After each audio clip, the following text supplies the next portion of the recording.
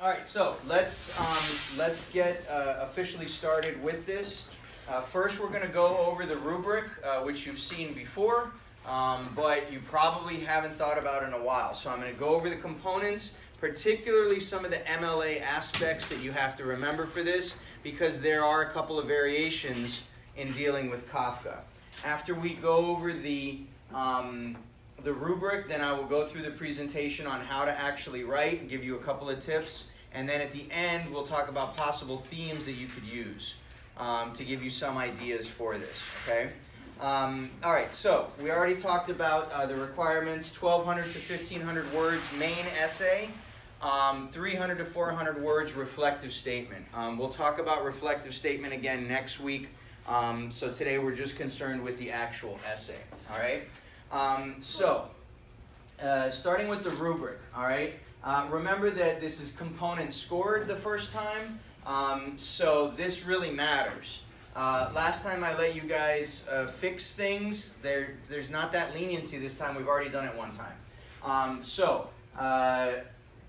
That being said, you're going to peer edit it with the class and then get it back, be able to fix things, and then turn it in. Okay, but you're not going to be able to fix it again after that for this grade. Now remember, once it's turned in, you'll get your grade back, and then your final will be due in late February, okay, once you decide which one of the three you're going to use. All right, so let's start. On the written assignment, you're going to lose 0.5 for each MLA error.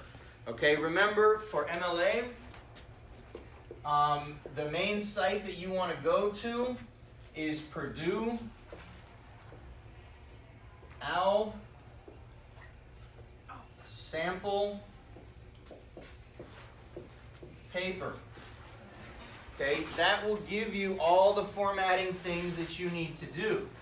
All right, so all you have to do is Google Purdue OWL sample paper, and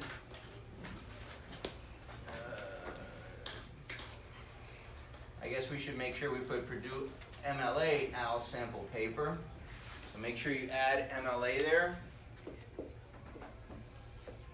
All right, and that'll give you this, which you can pop out. Shows you everything that you need to know about the formatting, okay? Heading on the top left, title in the middle, last name on the top right. There are templates in Word for MLA that may help with this, okay? But otherwise, it's not that complicated. 12-point Times New Roman, okay? One key thing with the title. Your title, you only capitalize the main words, all right? So if your title is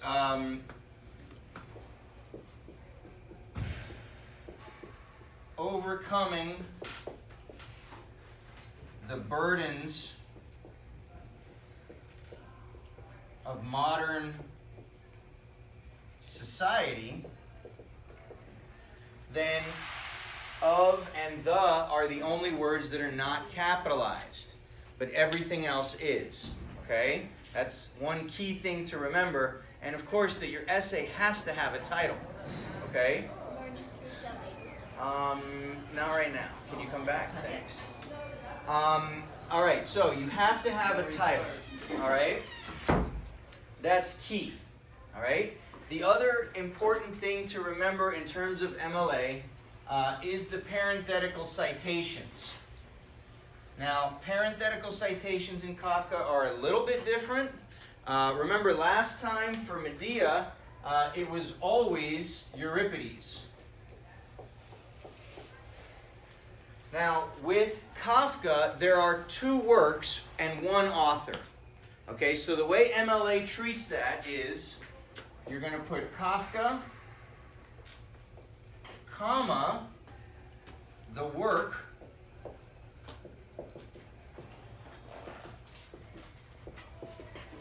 and then the page number. All right? Because there's two by the same author. So if you just put Kafka, then we don't know which work you're referring to. Okay?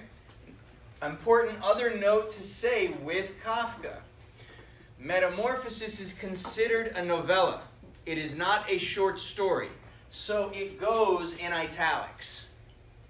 The other two are short stories, so they go in quotes. Okay? So if you also do Kafka, a hunger artist,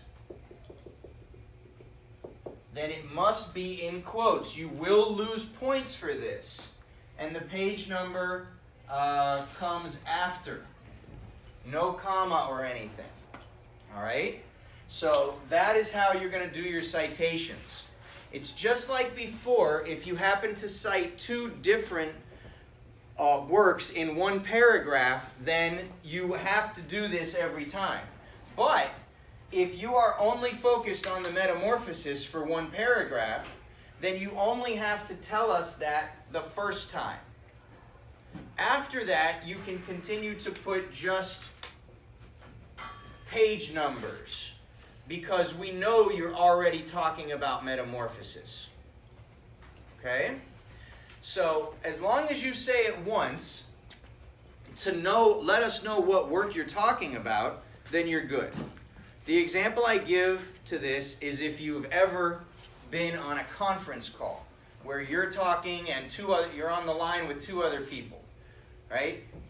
If you're on a conference call, you have to refer to the person you're talking to, or else you're not going to know who you're talking to. So if I'm on with Ashanti and Adriana, then I have to be like, Adriana, did you make sure to get that work done? Okay, great. Ashanti, what about tomorrow? Do you think you're going to be there? And then I say, and what about if we all, or what about if you go to the restaurant first? Who am I talking to? I was talking to Ashanti so that you would assume I was still talking to her. But what if I meant to speak to Adriana? I have to say her name again to let her know that I'm now talking to her. It's the same thing in this.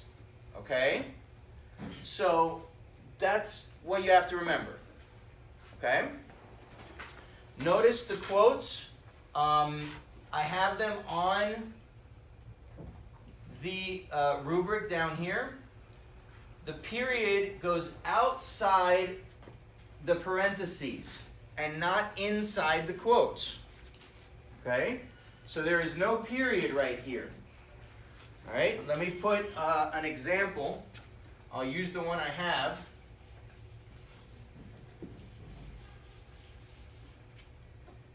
So if the quote ended here,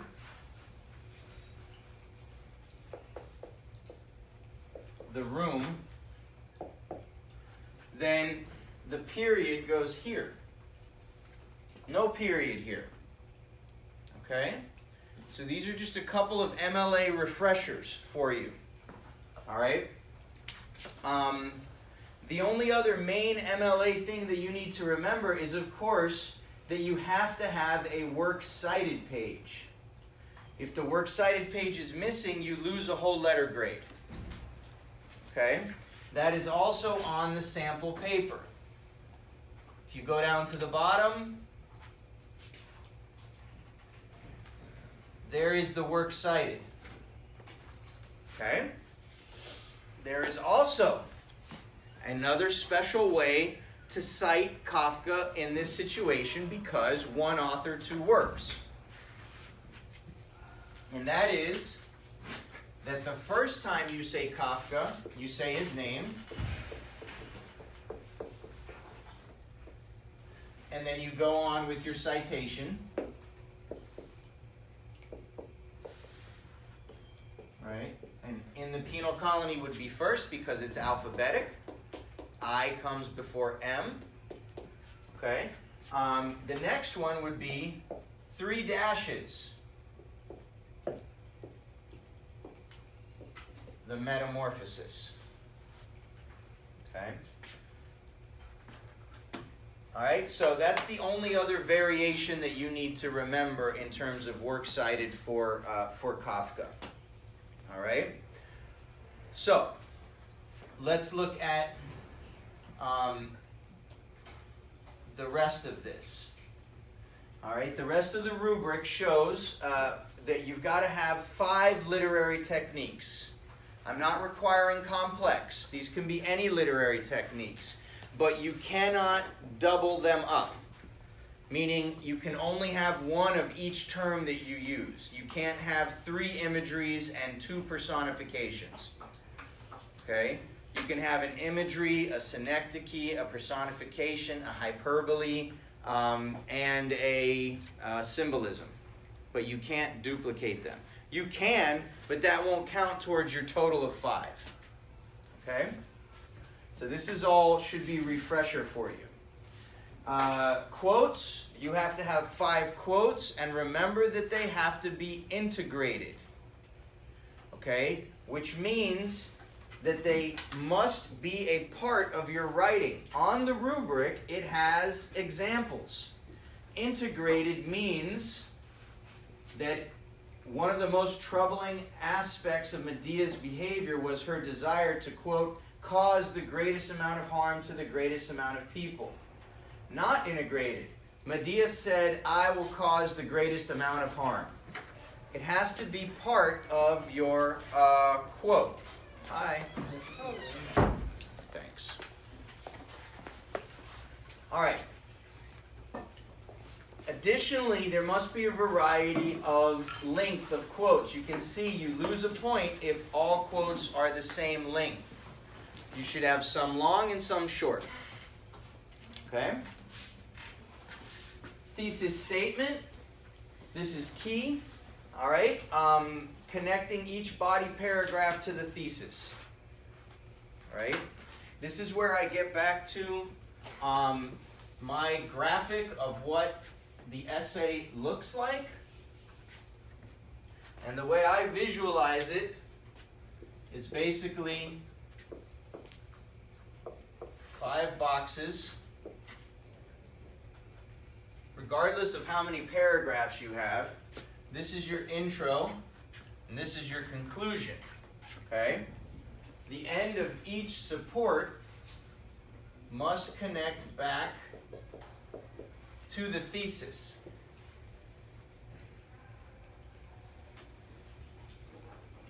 All right? That's how you are giving me a cohesive essay. If one of the paragraphs has nothing to do with the thesis, let's say your thesis is that the individual must take ownership of their own responsibility in order to survive in society. Let's say that's your thesis, okay? And then you write a paragraph about the fact that industrialism has caused companies to become caught up in bureaucracy. That has nothing to do with your thesis. It's an interesting paragraph, but it doesn't support your overall essay. So you would lose a point for that. Okay? So that's thesis. There's nothing new here. And the last thing is meaning. Okay? Your conclusion must include a reference to the author's message. What is our overall meaning from this? What can we learn? So, if your thesis was that same thing, that the individual must take ownership of their own responsibility in order to survive in a society, then you would say something along the lines of Kafka feels that we should be very careful in the decisions that we make in terms of whether or not they align with what we feel our purpose is. If not, we have a chance of actually perhaps not dying, but existentially dying and losing purpose in life. All right? I need a lot of keys to sound. Can you leave it and I'll take care of it? Thanks. All right.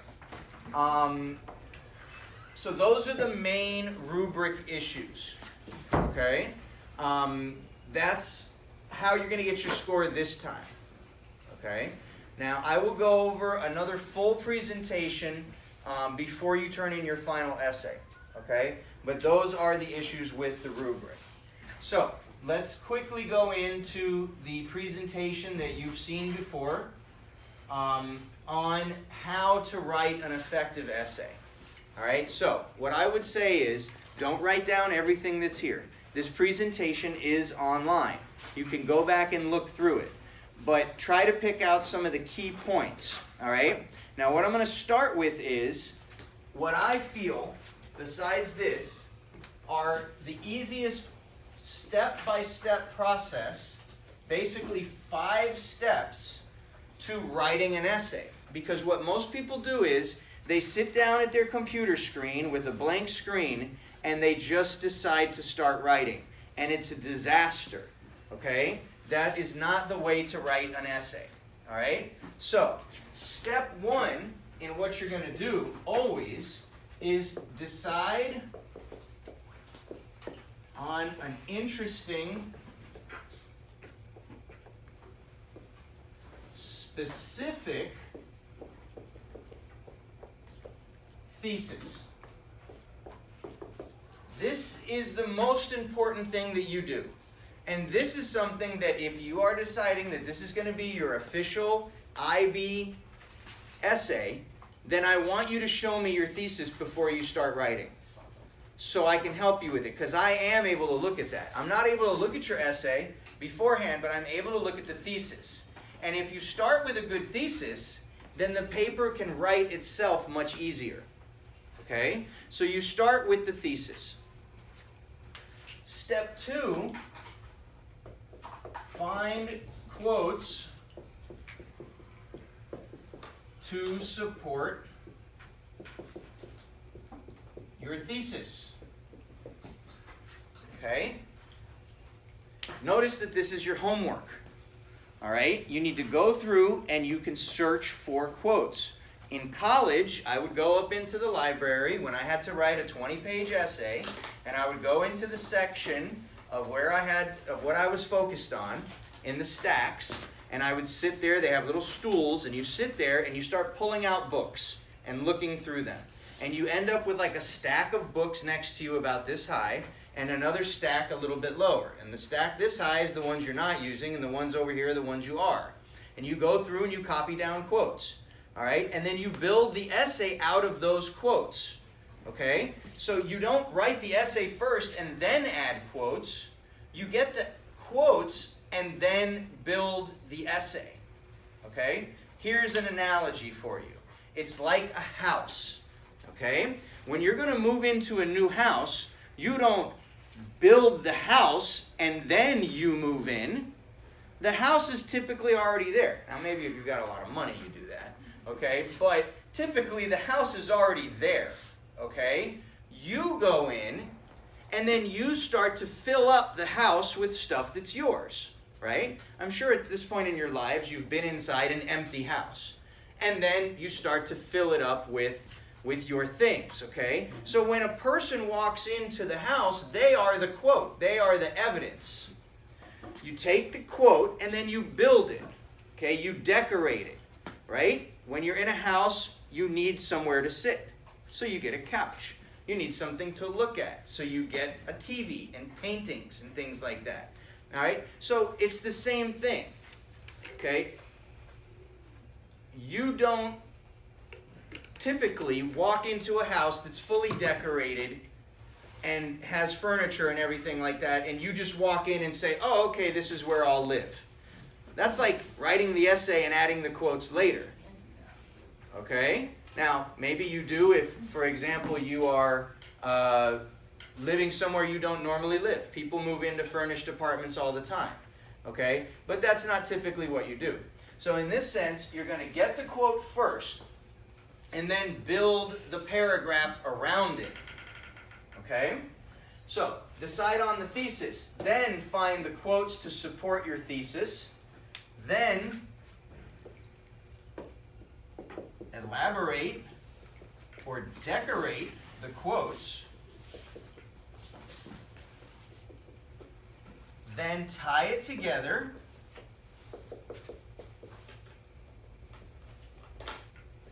All right, so now you've got several different paragraphs, and you want to make sure that they link, that they're cohesive.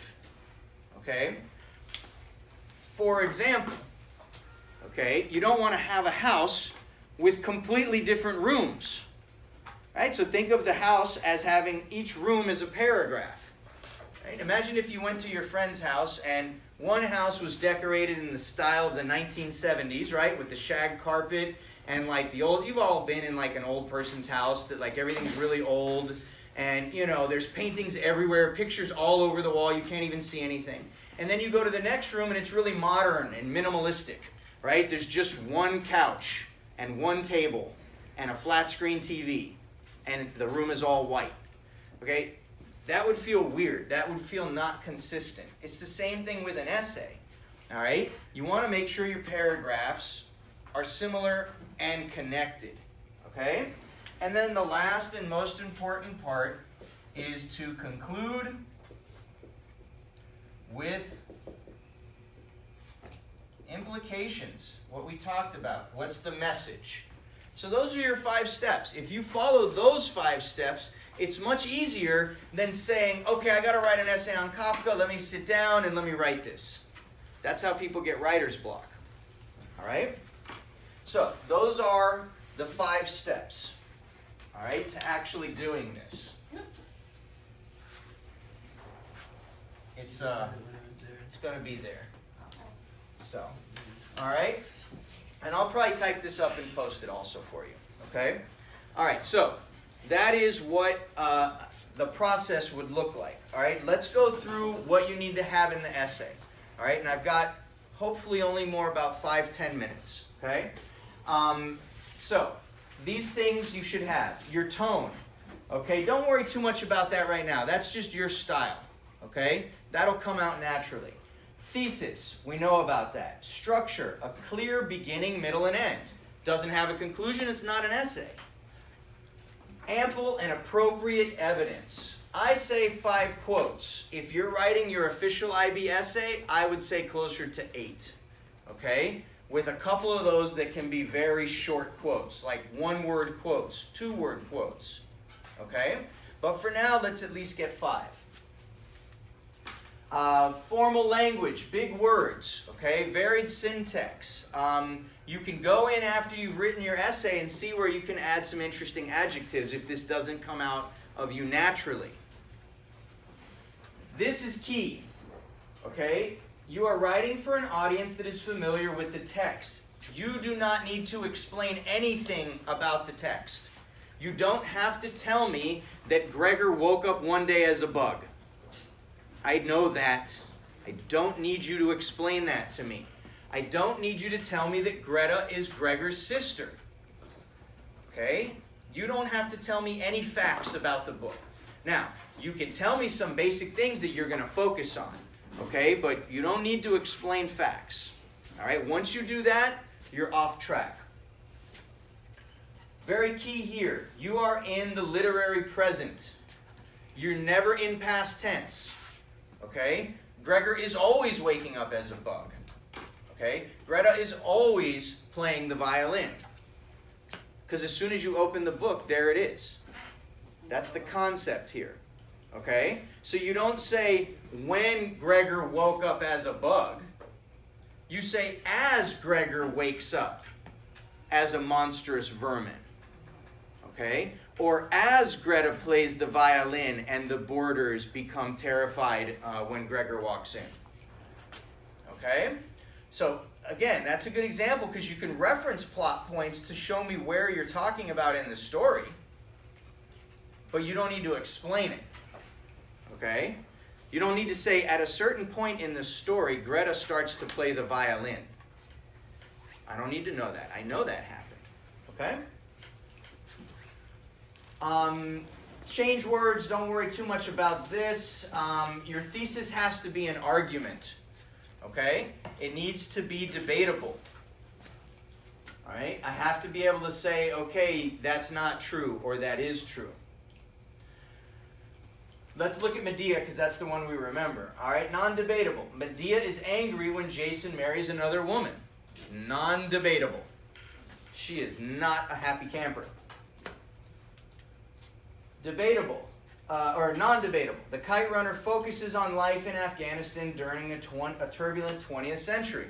Okay, that's what the book is about. Okay, that would be a very, very boring essay. Amir must come to terms with his past in order to have a future. That is debatable. Because I can say to you, no, not really. Amir can forget about his past and completely ignore it and move on with his life and still have a very good life. Okay? But you would say, no, that's not true. You can tell that Amir is struggling. He's not able to move forward. He's having problems in his relationships because he has this unresolved issue. That's where your argument comes in. Okay? So this is in the creation of your thesis. That's why the thesis is so key. Okay? Even if you don't want to write this as your official essay and you need help, always come and see me. Show me your thesis. I will be happy to help you. This is another fact, not a big deal. Okay? The kite is a symbol of redemption in the novel The Kite Runner.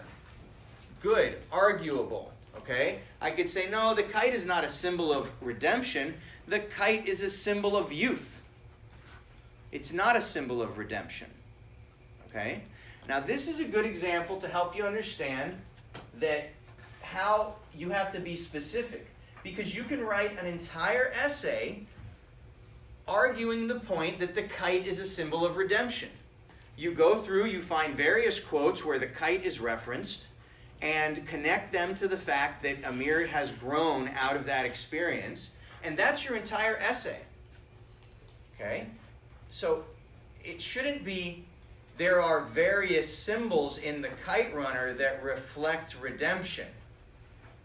Okay? That's not as good. What's good is you focus on one and make the argument. Because saying there are various symbols in the Kite Runner, that it's almost factual. It's very difficult to argue that. Okay? All right, so a tight, specific focus. The tighter the focus, the better. It's like when you're writing your EEs. You're supposed to be very specific. You're not supposed to be broad. The more specific it is, the more interesting it is. All right? We pick one aspect and analyze it under the microscope. Amir learns a lot from his experiences in the novel. Well, that's debatable, right? You could say, no, Amir doesn't learn too much. Okay, so it fits that requirement, but it's way too broad. So you're going to have to go over everything that Amir learns. That could take you forever. Okay? Small, specific. Okay? We're not going to talk about interpretive versus evaluative because everything we're doing in here is interpretive right now. Okay? Let's talk about structure real quick and we're almost done. All right? Hang in there with me. Introduction. Okay? You want to make it somewhat interesting at the beginning. Okay? You don't want to just start off with your thesis and say, here we go. Each body paragraph must begin with a debatable idea directly related to but smaller and more specific than the thesis. I have one other sort of graphic to show you that I use to represent this. Okay? If your essay is depicted sort of like this, with your conclusion and your introduction and your body, then your body is a mini essay. Okay? So your body is going to sort of be depicted like this. Alright? This is what a body paragraph will look like. You're going to have like a topic sentence, which is kind of like your introduction. Okay? Then you're going to go into probably your quote, which is sort of like the beginning of your body. Then you're going to analyze it. Analyze the quote. Then you're going to connect it to the rest. And then you're going to transition. Okay? So a body is like a mini essay. All right? That's the best way to think about a body paragraph. And again, they build themselves. You start with the quote and then add stuff around it. All right? It's the same thing. If you sit down to write a paragraph and you don't have any quote in mind, it's really difficult to write a paragraph. But if you already have a quote, the paragraph almost writes itself.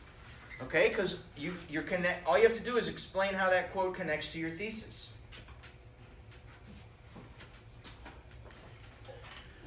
Conclusion, why was this important? Okay, what is the lasting impression? What is the author trying to teach us? We have implications. Okay, what does this worldview suggest? Okay, what should we as the reader do now? We resolve things. Do not repeat what you've already said. That's middle school writing. Okay, basically taking your introduction and rewriting it. All right, your conclusion now should be showing how what you've done over the last 2 or 3 pages has been important, and you've interpreted the author's message, and here's what we can gain from it. Okay? Real quick on evidence, we've got only dealing with primary evidence in this, okay? Straight from the text. There's another thing about integrating quotes here. Right here. Okay? Amir's redemption is realized when he runs the kite for Hassan's son Sohrab. For you 1,000 times over, he says. Not integrated. More effective is Amir realizes that he can, quote, be good again and begins the journey towards salvation. That is integrated. Okay? All right, so above all, answer the question, find keywords in the question. The question here is your thesis. Use the keywords from your thesis that you can address in your essay. Okay. All right, so that's it for that part of the presentation. Real quick, I'm going to throw at you a couple of possible themes that you could use in Kafka. Okay? Specific things that you could focus on. All right? You could focus, so let's talk about penal colony and metamorphosis. Okay? You could focus on the importance of art in either of these stories. Okay? Notice, the only thing that makes Gregor happy at all is the painting on his wall of the woman with the fur arm piece, and when his sister plays the violin.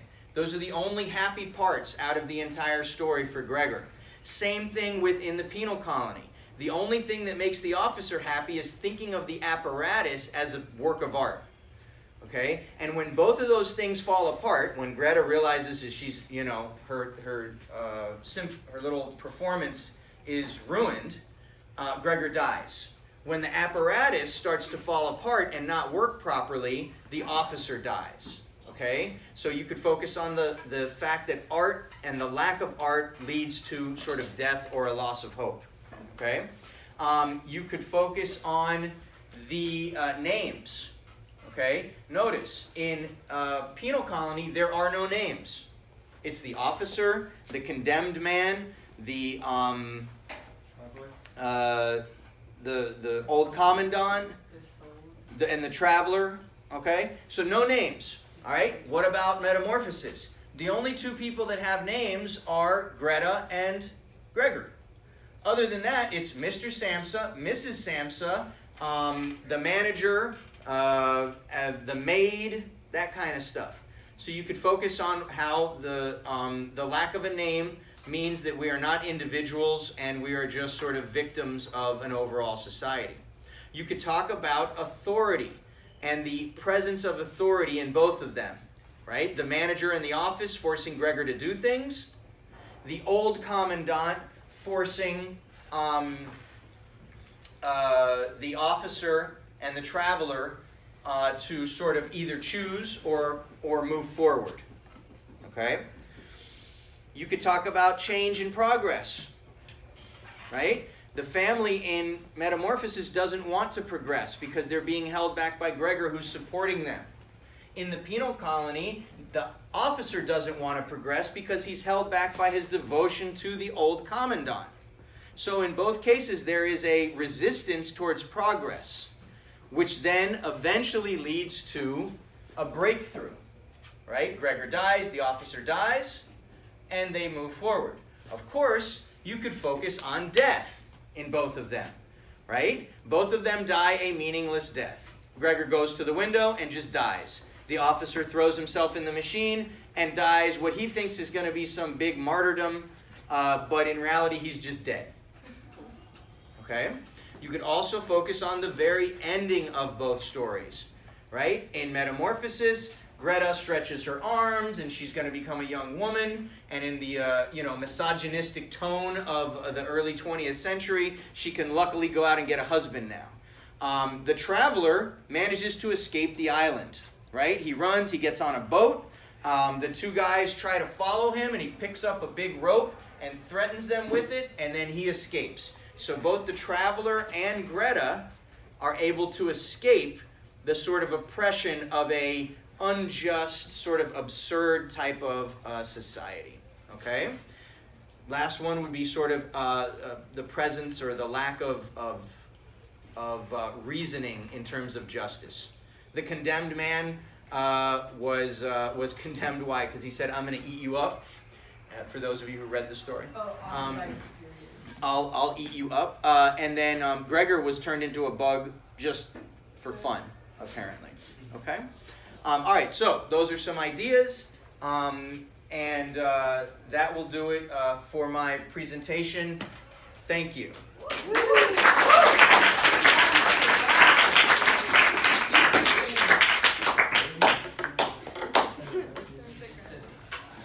Let's see if it was still videotaping. It was. Oh my God, 38 minutes? Jesus.